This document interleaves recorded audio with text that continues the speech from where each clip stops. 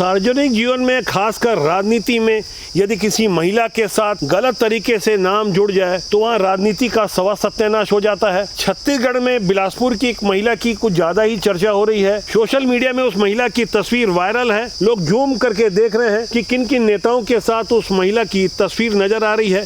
इस महिला के बारे में चर्चा इसलिए भी ज़्यादा हो रही है क्योंकि मामला 2.5 करोड़ की लेनदारी से जुड़ा हुआ है।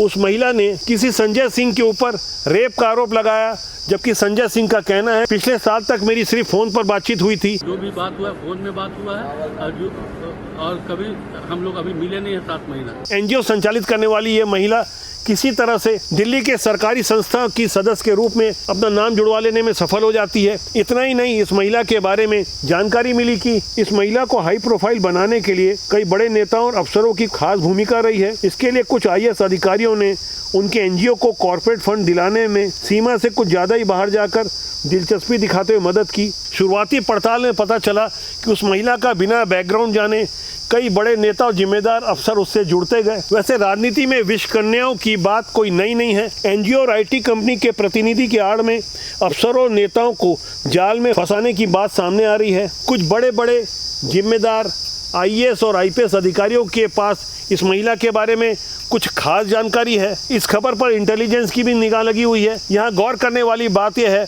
जब से कोरोना संक्रमण काल आया, लोग घर पर ही फोन से और सोशल मीडिया के माध्यम से ज़्यादातर लोगों के संपर्क में थे। तब से कुछ ज़्यादा ही ऐसी विष कन्याओं की खबरें सामने आती रही, जिसका ताज़ा उदाहरण इंदौर से भी सामने आया है, जहां रेशु उर्फ अभिलाषा चौधरी और श्वेता जैन नामक 2 लड़कियों ने जिस तरह से बड़े बड़े नेता, अधिकारियों, कारोबारियों को अपने जाल में फंसाया।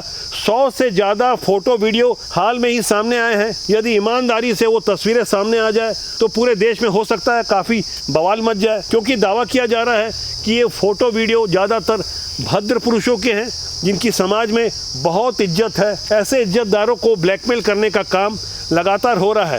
छत्तीसगढ़ की राजनीति में भी बिलासपुर वाली घटना की इसलिए ज़्यादा चर्चा हो रही है। कुछ कलेक्टर और आईएएस ने अपनी हद से आगे बढ़कर जैसे जैसे जो जिस तरह की मदद की है, वहाँ आशंका व्यक्त की जा रही है कि मध्य प्रदेश की तरह छत्तीसगढ़ में भी हनी ट्रैप जैसा मामला सामने आ सकता है। इसलिए सावधानी ही सुरक्षा वाले फार्मूले पर आगे बढ़ने की सलाह दी जा रही है। यहाँ गौर करने वाली बात यह है, जो नज़र में आ जाए वही दोषी है।